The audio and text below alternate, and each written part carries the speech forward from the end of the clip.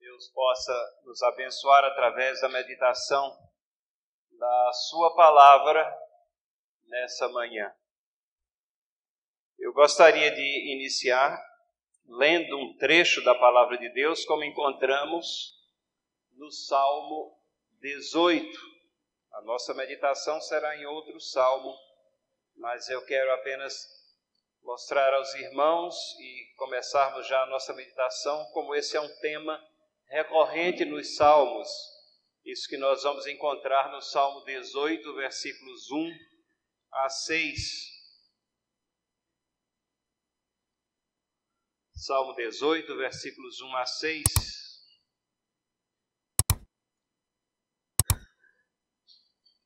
O salmista Davi escreve, sob inspiração do Espírito Santo, essas palavras iniciais neste salmo. Eu te amo, ó Senhor, força minha. O Senhor é a minha rocha, a minha cidadela, o meu libertador, o meu Deus, o meu rochedo em que me refugio, o meu escudo, a força da minha salvação, o meu baluarte. Invoco o Senhor, digno de ser louvado, e serei salvo dos meus inimigos. Laços de morte me cercaram, torrentes de impiedade me impuseram terror. Cadeias infernais me cingiram e tramas de morte me surpreenderam. Na minha angústia, invoquei o Senhor. Gritei por socorro ao meu Deus. Ele, do seu templo, ouviu a minha voz, e o meu clamor lhe penetrou os ouvidos. Vamos orar. Senhor, somos impactados pela forma veemente com que o salmista Davi clama a Ti, e confiante na Tua fidelidade, confiante no Teu nome, firma os seus pés na Tua pessoa e procede para enfrentar os desafios da vida nesse mundo tenebroso. E a nossa súplica, Senhor, é que nós tenhamos também a mesma fé, a mesma confiança, a mesma experiência da Tua fidelidade, para que possamos também ser reanimados e para que sejamos confiantes nas Tuas misericórdias sobre nós também. Como pessoas, como membros dessa igreja, como segmento nesse mundo evangélico também tão confuso às vezes, e a nossa rocha seja a Tua pessoa, a nossa fortaleza seja a Tua fortaleza, o nosso poder seja o Teu poder. É a nossa oração, mostra-nos isso. Em nome de Jesus. Amém. O salmista Davi teve uma vida gloriosa em muitos sentidos, de pastorzinho, guinado à posição de rei, recebedor de honrarias, angariou muitas riquezas, foi abençoado por Deus de muitas maneiras, teve o reconhecimento de muitas pessoas, mas em toda a sua trajetória ele sempre enfrentou batalhas, sempre enfrentou lutas das mais diversas possíveis, começando com a história quando ele era um pastorzinho e teve que enfrentar um gigante, o gigante Golias, mas a sua fortaleza era a força, o poder do Senhor. Não era a confiança nas suas forças, nenhum traço de arrogância nas coisas que ele podia conquistar, mas sim expressões de dependência total na pessoa de Deus. Isso nós encontramos em repetidos salmos, essa ideia de que ele tem os seus pés firmados na rocha que é o Senhor. E a nossa meditação nessa manhã é no Salmo 62. Deus, nosso alicerce e esperança. Salmo 62, Deus, nosso alicerce e esperança. E nós vamos ver que pensamentos semelhantes a esses que lemos lá no Salmo 18 estão aqui expressos para nossa instrução.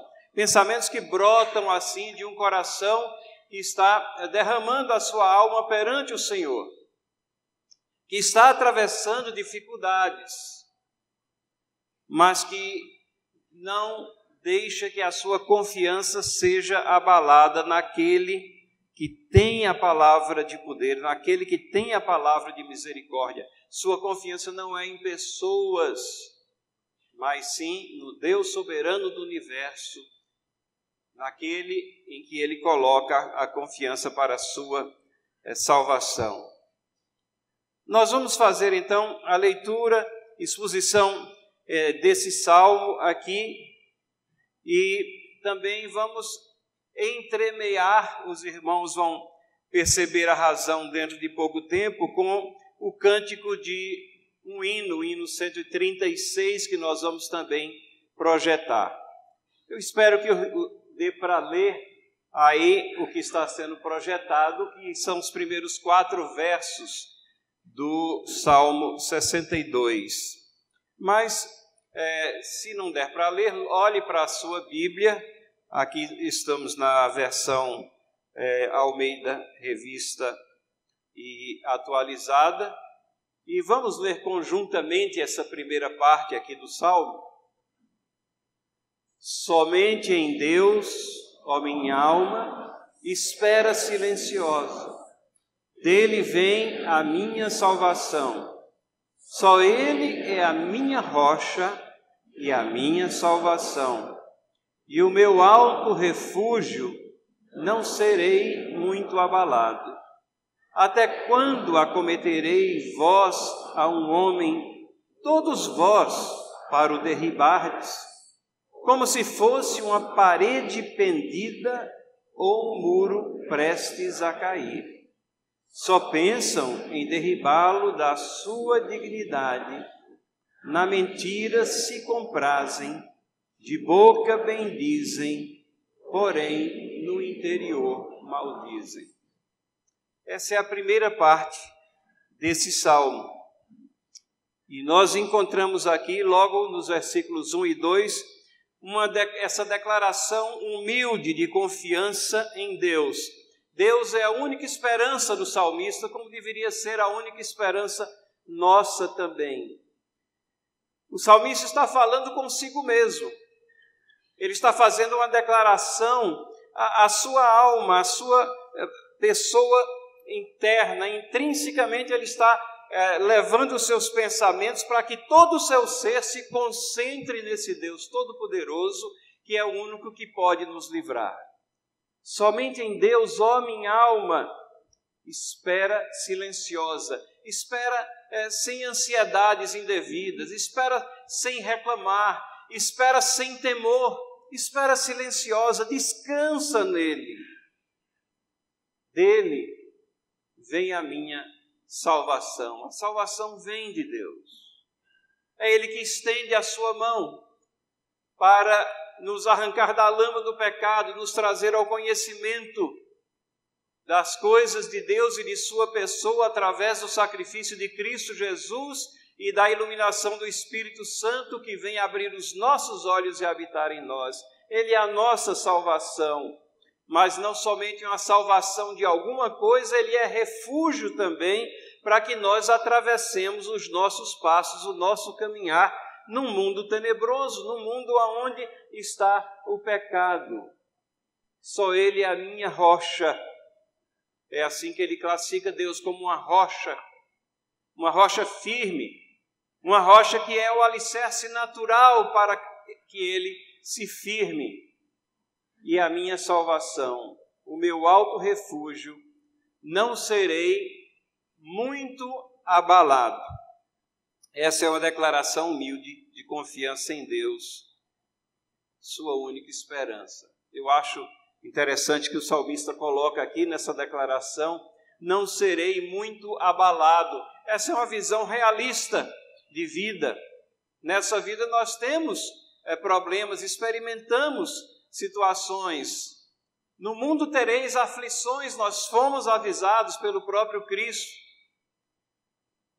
Mas essas aflições, esses problemas, não nos abalam ou não devem nos abalar o suficiente para perdermos a nossa confiança, para perdermos, como nós dizemos coloquialmente, foi-se o chão, perdemos o chão, como se a terra tivesse se aberto e nós estivéssemos sendo tragados. Não, estamos em cima da rocha.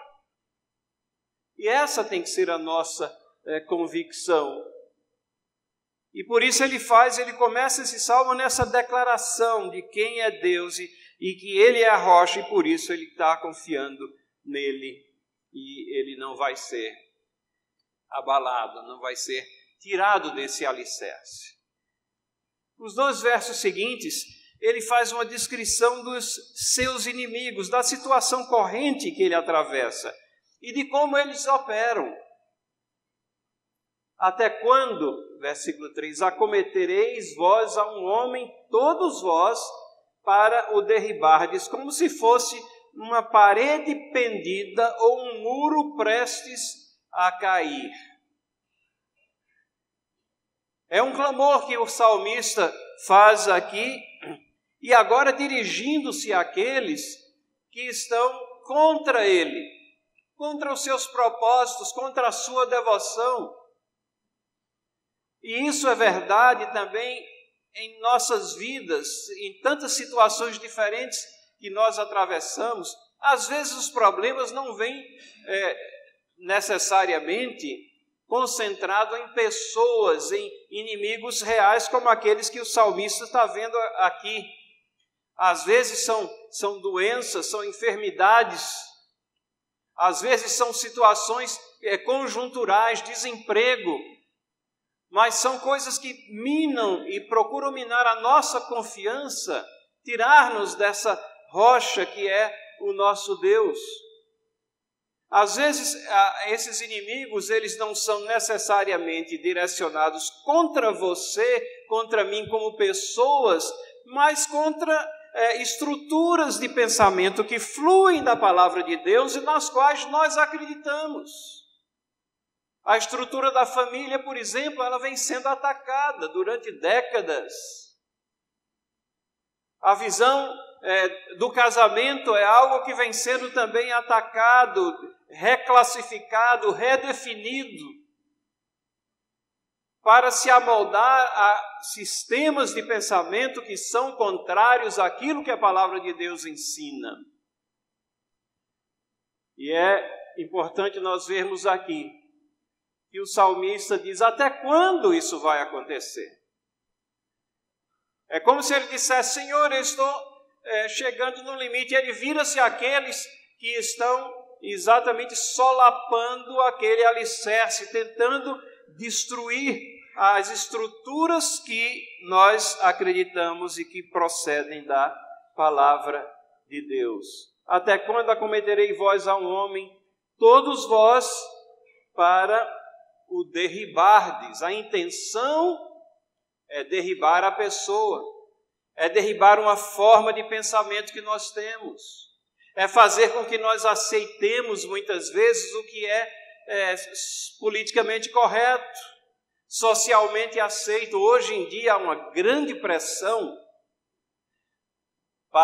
dos evangélicos, de dentro dos evangélicos, por aceitabilidade social, para que os diferenciais desapareçam e eles sejam aceitos na sociedade. E com isso nós vamos perdendo os nossos diferenciais, as coisas que nos identificam como povo de Deus.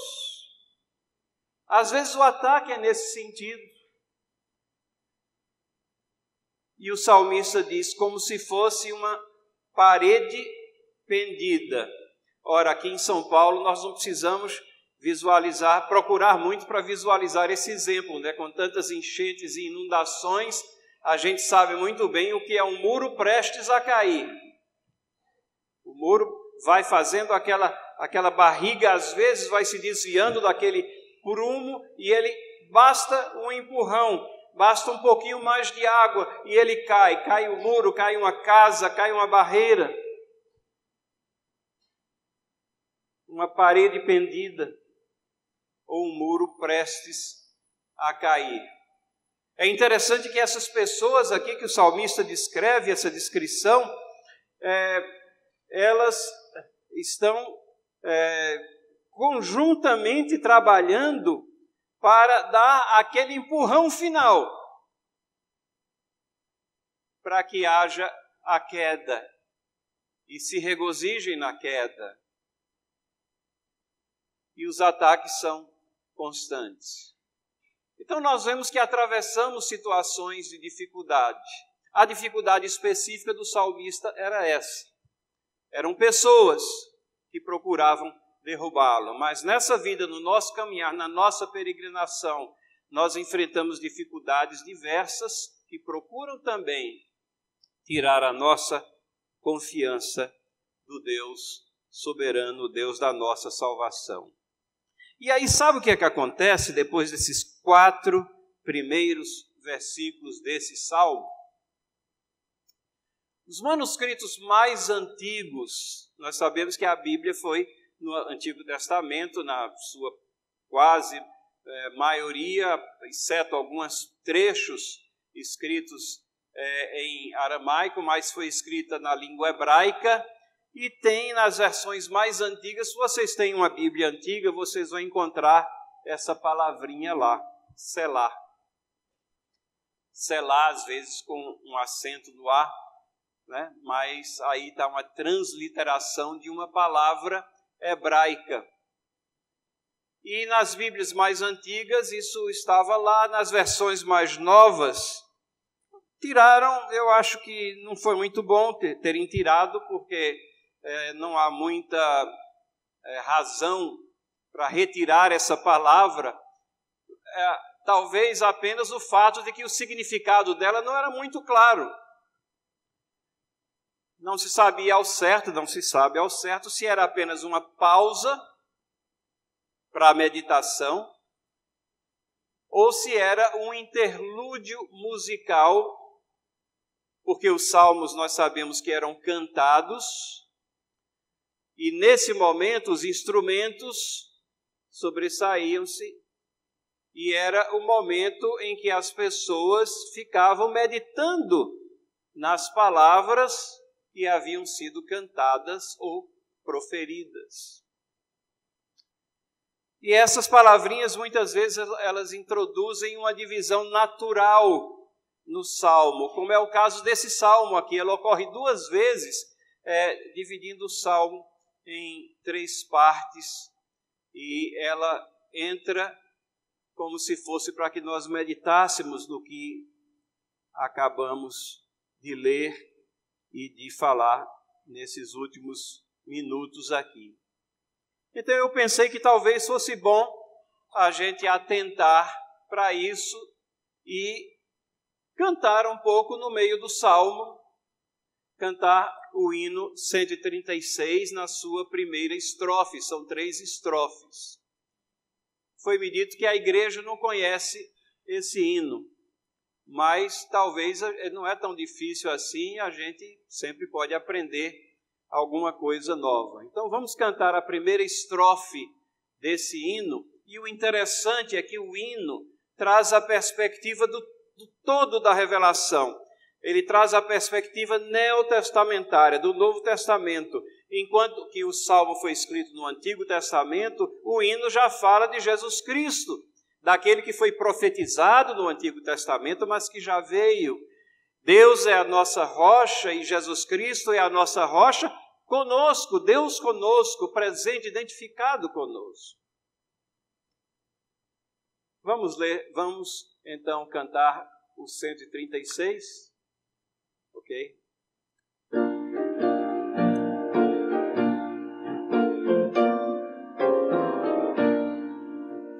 Rocha eterna, meu Jesus, quero em ti me refugiar.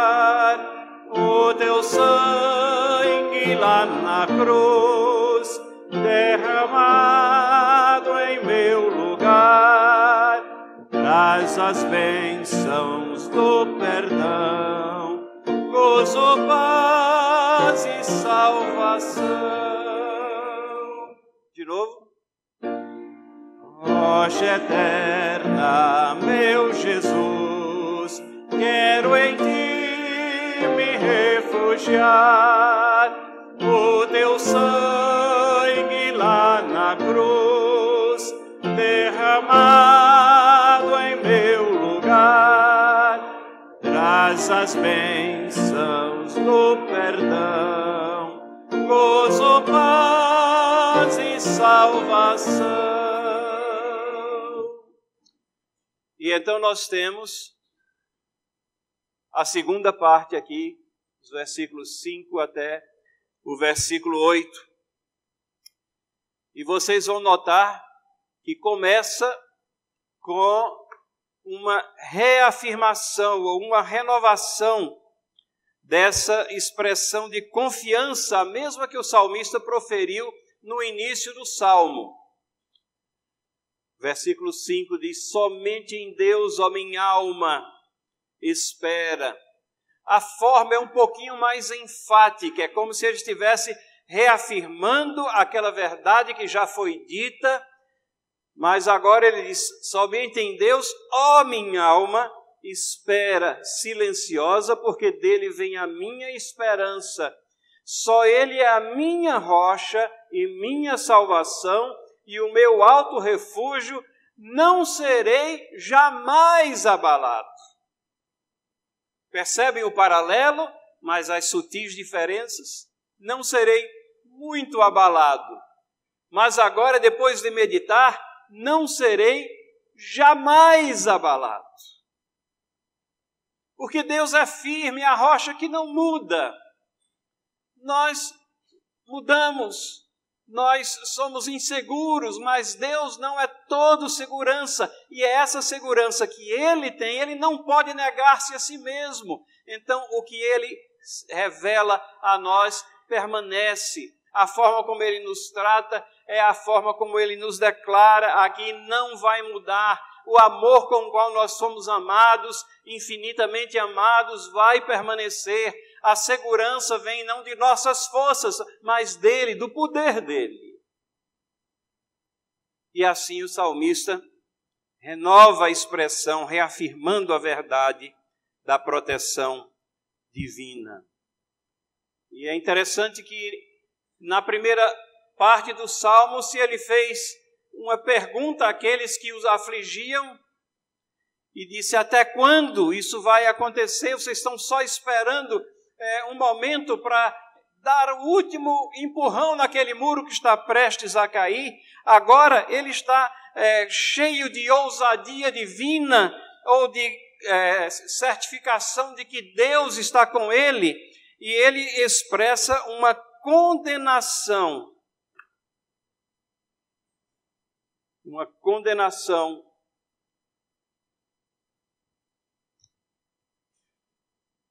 a outros para não confiarem em Deus. Mas antes disso, eu me antecipei.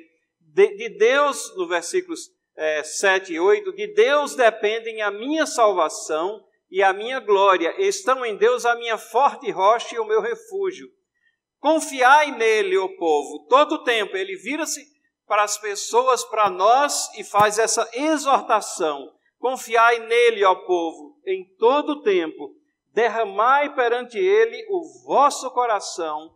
Deus é o nosso refúgio. Derramai perante ele o vosso coração. Derrame as angústias, os problemas, as ansiedades. Se a gente conserva isso dentro de nós, o que é que isso vai nos adiantar? Vamos nos aprofundar em depressão?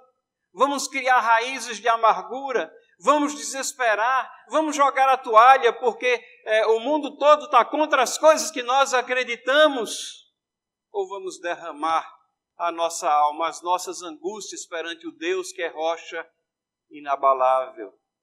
Essa exortação está aqui presente. E aí a palavrinha ocorre mais uma vez. Selá. Uma pausa para a meditação.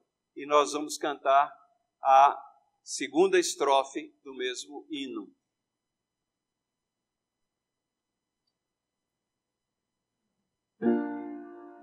Não por obras nem penar, plena paz terei aqui. Só tu podes consolar, há perdão somente em ti. Rocha eterna, só na cruz, eu confio, ó meu Jesus. E na terceira parte, é então que o salmista vira-se nessa palavra de condenação a outros que não confiam em Deus, mas colocam a sua confiança em pessoas, no poder de corrupção, em riquezas ilegais e tantas outras coisas. O salmista diz: somente vaidade são os homens plebeus, falsidade os de fina estirpe. Pesados em balança, eles juntos são mais leves que a vaidade. O que o salmista está dizendo aqui é que as pessoas comuns, elas não têm a verdade pelo fato de não terem bens, riquezas. Elas muitas vezes estão também submersas nos mesmos pecados, no mesmo sentimento de desprezo a Deus. Somente vaidade, pensamentos vazios são as pessoas comuns. Mas aqueles que possuem bens, aqueles que são a elite, também a verdade não está lá. Os de fina estirpe, aqueles que são a nata da sociedade, pesados numa balança, todos esses são mais leves do que o vazio. Vaidade aqui significa o vazio, o nada. Perante a justiça de Deus não são nada. A verdade não está no status social das pessoas e nem a nossa confiança deve ser colocada em pessoas. Do versículo 10, não confieis naquilo que extorquis, nem vos vanglorieis na rapina. Se as vossas riquezas prosperam, não ponhais nela o coração. O salmista está dizendo que as pessoas têm a tendência de confiar em outras, de confiar no poder aparente que a corrupção traz, que a extorsão, riquezas ilegais de qualquer sorte, corrupção, extorsão, rapina, não ponhais nela o coração. Como povo de Deus, não olhemos para, às vezes, as benesses desta vida que essas riquezas ilegais angariam para aqueles que perpetram as mais condenáveis formas de procedimento. Mas olhemos para o nosso Deus, que é justiça, que faz justiça no seu tempo, que é conforto para nós e que sustenta-nos em nossas necessidades. Esse é o olhar sóbrio que é requerido e pedido ao povo de Deus. E ele dá aqui, no final, nos versículos 11 e 12, razões para nós confiarmos no nosso Deus. Uma vez falou Deus, duas vezes ouvi isso, que o poder pertence a Deus. Uma vez falou Deus, duas vezes ouvi isso. É uma forma hebraica de enfatizar um pensamento, mas aqui também eu creio que tem essa questão de que Deus falou, está falado. Mas eu devo meditar naquilo que Ele fala, não somente uma vez, mas mais de uma vez eu devo estar meditando naquilo que Ele fala. E o que Ele fala é que o poder pertence a Ele. O poder pertence a Deus. Não pertence a pessoas, a estruturas, por mais poderosas que elas aparentam ou aparentem ser. Ela não está na estrutura, nem numa estrutura, para usar o exemplo dos nossos dias, financeiramente estável, onde parece que vai haver um tempo de prosperidade, e aí vem um vírus que não estava na programação de ninguém, e os mercados começam a ficar perturbados em todas as partes do mundo, e as coisas começam a ficar fora do controle e gerar pânico. Ninguém deve confiar nessas coisas passageiras da vida. Ninguém deve procurar angariar tesouros aqui na terra. O nosso tesouro é bem maior, mais precioso, é dado pelo próprio Deus. O poder pertence a Ele. Não somente o poder, mas a graça, a misericórdia. A Ti, Senhor, pertence a graça, o poder, a graça e, finalmente, a justiça, a cada um retribuir segundo as suas obras. Salmo 73 traz também, é um salmo que traz inquietações do salmista, dizendo, por que é que os ímpios prosperam tanto? Eu estou aqui tentando servir a Deus, estou ralando aqui e as coisas não acontecem. E aí lá no meio do salmo ele diz, até que eu entrei no santuário de Deus e entendi todas as coisas, até que eu entrei em intimidade com os ensinamentos de Deus, com a sua pessoa, e entendi que Ele vai fazer justiça no seu tempo. Deus é justo. Então Deus é poderoso, Deus é gracioso, misericordioso, e Ele é justo. E Ele nos amou ao ponto de nos enviar o nosso Salvador para nos redimir do pecado, da perdição eterna. Cantemos a última estrofe, então, do hino Rocha Eterna. Quando derradeiro olhar a este mundo aqui vou ver, e no trono eu te encontrar, teu chamado a responder. Rocha eterna, espero ali, abrigar-me salvo em ti. Amém. Como é que nós recuperamos o foco de viver nesse mundo tenebroso? Direcionando os nossos pensamentos a Deus, nossa rocha firme. É assim que podemos continuar caminhando, vencendo os obstáculos dessa vida. Que confiemos somente em Cristo Jesus, o nosso Salvador. Vamos orar. Abençoa-nos, Senhor, e dá-nos essa confiança que o salmista tinha. Dá-nos essa clareza de compreensão dos dias maus que nós atravessamos, que ele atravessava e atravessou pessoalmente, e que nós atravessamos em situações diferentes nas nossas vidas. Tu as conheces. Tu sabes se estamos atravessando situações de dificuldade. Renova nossa confiança em Ti.